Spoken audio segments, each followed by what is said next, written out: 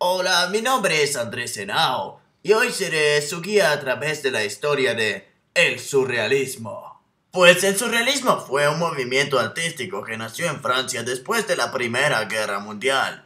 Dicho movimiento surgió gracias a la única e inigualable personalidad del francés André Breton.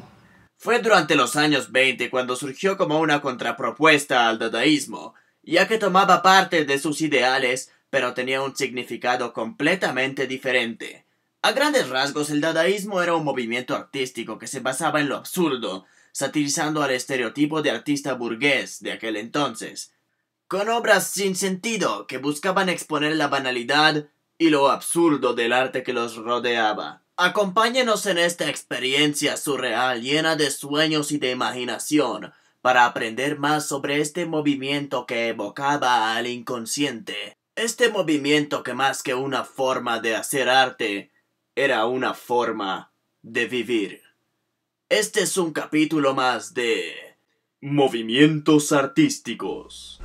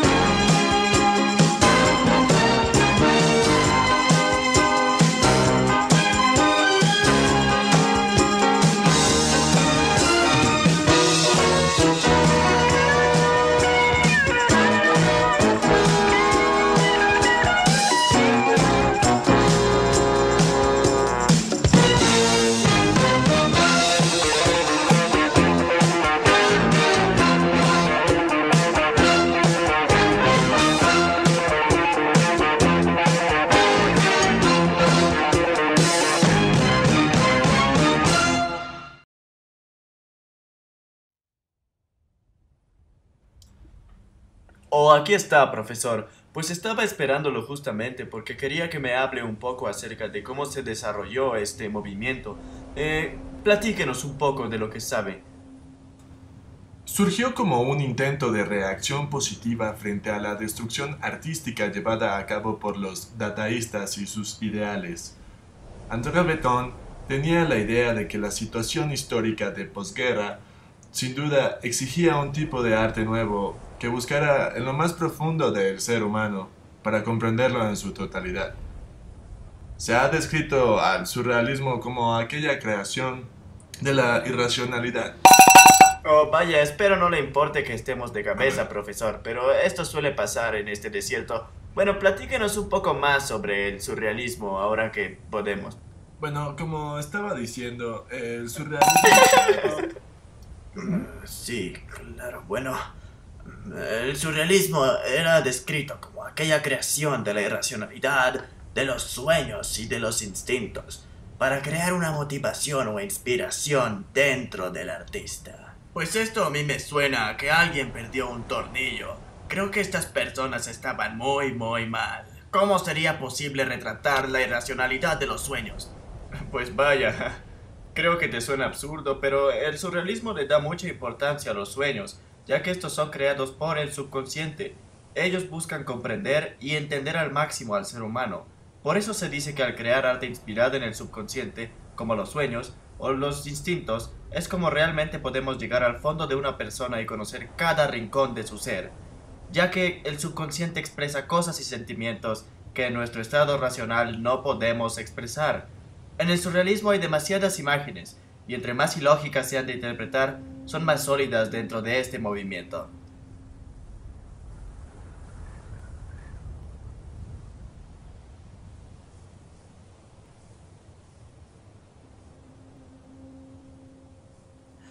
Fue en 1920 cuando André Breton publicó su primera obra llamada Los campos magnéticos, en la que utilizó nuevas técnicas para escribir. A pesar de que este libro rayaba en lo incoherente, era algo nuevo y diferente. Esta obra fue la línea que dividió entre el dadaísmo y esta nueva tendencia llena de sueños e imaginación. Y fue en 1924 cuando André Breton define oficialmente el término surrealista en su obra Manifiesto Surrealista. Vaya, qué interesante. Ahora mi compañero Andrés y yo intentaremos hablar un poco del surrealismo y la política con unas voces muy ridículas. Intentaré comenzar. André Breton tenía una gran afiliación al comunismo y era inevitable la influencia de esta política dentro de los ideales del movimiento. Mientras estaban desarrollando un proyecto llamado El surrealismo al servicio de la revolución, apareció la primera división en este grupo de artistas. Por un lado estaban aquellos que apoyaban a André Breton y por el otro, aquellos que querían mantener separadas sus obras y la política. Pero en 1929, Breton publicó el segundo manifiesto surrealista, en el que abiertamente excluyó a aquellos artistas con tendencias políticas diferentes. Esta fue la primera separación del grupo.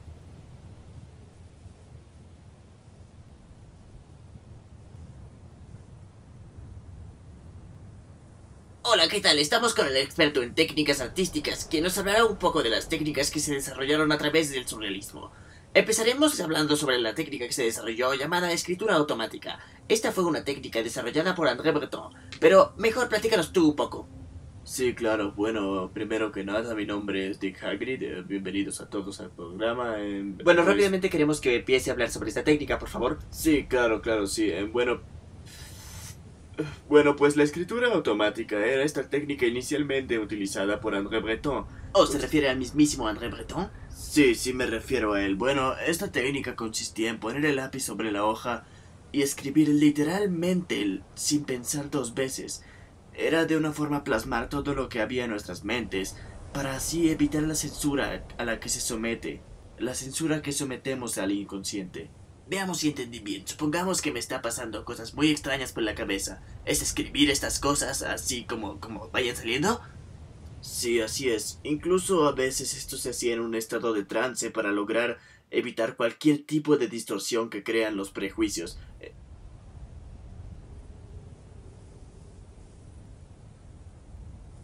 Adelante, prosiga.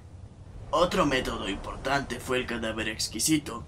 Era una actividad en la que varios artistas escribían o dibujaban partes de un texto o de una imagen sin ver lo que el anterior había puesto.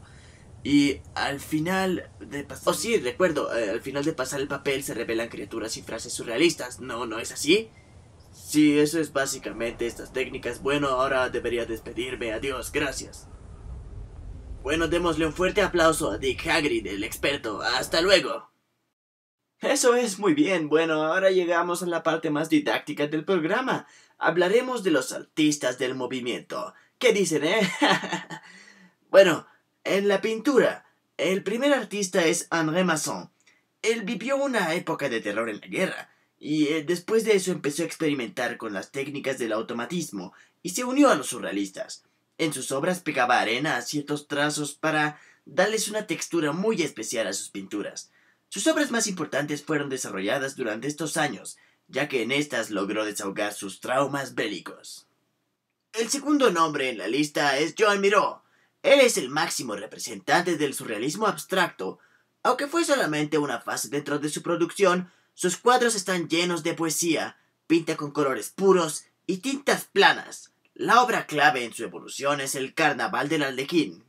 Aquí estamos. Es una belleza única, ¿no es así? Vaya, nuestro siguiente artista es Paul Delvaux. Él es un pintor de origen belga, orientado hacia el surrealismo gracias a la influencia de Magritte.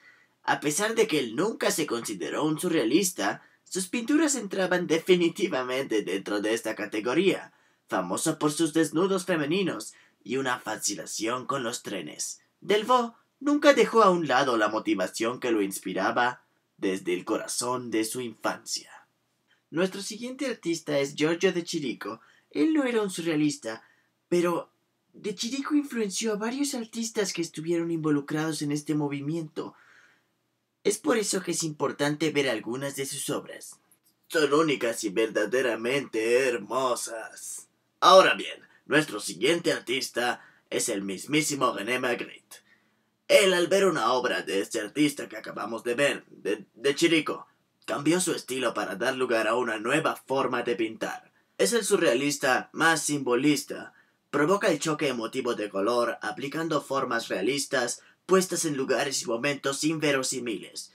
realiza absurdas combinaciones de paisajes, arquitecturas, esculturas, ambientes externos e internos y un sinfín de elementos más.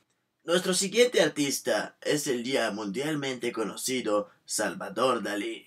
Sus impactantes imágenes surrealistas son producto de su influencia y admiración por el arte renacentista. Fue un experto dibujante, pintor, escultor, grabador, escenógrafo y escritor español, sin duda considerado como uno de los máximos representantes de este movimiento. Con más de 800 obras, hemos elegido aquellas que pensamos que aún no habían visto. Ahora terminamos con el bloque de los pintores, pero vayamos contigo, Andrés, para que nos hables un poco de los otros artistas. Adelante. Hola, estamos aquí de regreso en el desierto, y bueno, ya estamos en la recta final del programa, pero ¿qué tal si antes vamos con algunos otros artistas que también destacaron en este movimiento? Uno de ellos fue Max Ernst, quien fue una importante figura en el surrealismo, ya que a lo largo de su carrera artística, Ernst se caracterizó por ser un experimentador infatigable, utilizando una extraordinaria diversidad de técnicas, estilos y materiales. En todas sus obras buscaba los medios ideales para expresar en 2 o 3 dimensiones el mundo extradimensional de los sueños y la imaginación. He aquí una obra que ejemplifica perfectamente esto. Este es un collage que hizo Max Ernst. Se llama El perro que caga al perro bien peinado a pesar de las dificultades del terreno causada por la nieve abundante en la garganta de la bella mujer canción de la silla. Esto es completamente surreal. Otro notable artista surreal que colaboró con casi todos los otros fue Luis Buñuel. Él fue un cineasta español naturalizado mexicano. Realizó la mayoría de sus obras en México y en Francia, y es sin duda uno de los mejores cineastas surreales de la historia. Fue un director aclamado por su originalidad y su importancia en la cinematografía mundial. Analicemos unos extractos de sus obras.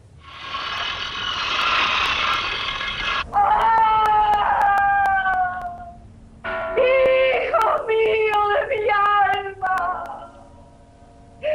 ¡Que no te volveré a ver más! Mira allí. No, en la cumbre. ¿Lo ves? El Papa. Sí, él es. Qué lleno de majestad, qué solemne. Se diría un guerrero.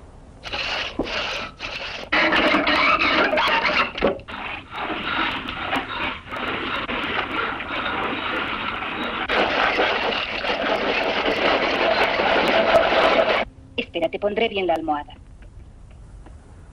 Buenas noches, hijito. Buenas noches, mamá.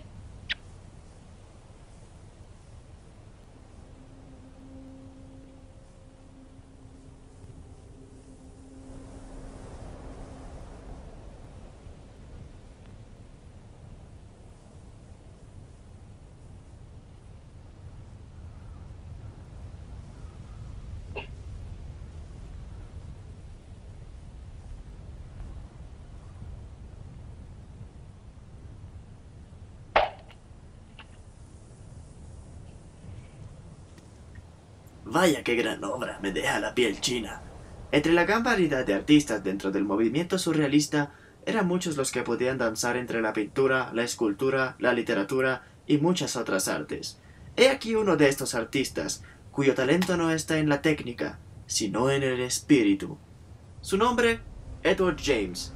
Fue un excéntrico y adinerado poeta, escultor y artista estadounidense del surrealismo.